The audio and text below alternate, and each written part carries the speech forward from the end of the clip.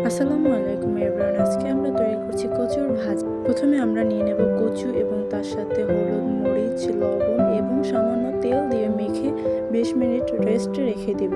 পরবর্তীতে অন্য একটি প্যানে তেল গরম করে এটিকে আমরা ভেজে নেব।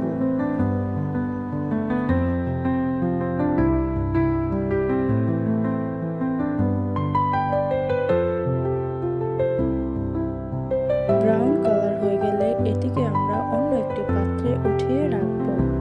পরবর্তীতে ওই একই প্যানে তেল, কিছুটা পেঁয়াজ, হলুদ, মরিচ, লবণ এবং চিংড়ি মাছ দিয়ে ভেজে নেব। অল্প পরিমাণ পানি দিয়ে কষিয়ে নেব।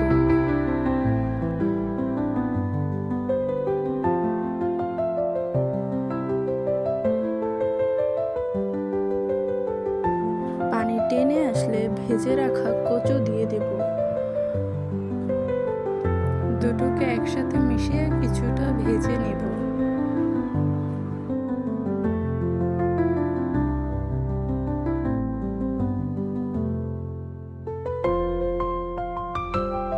কষানো শেষ হয়ে গেলে পানি দিয়ে দেব।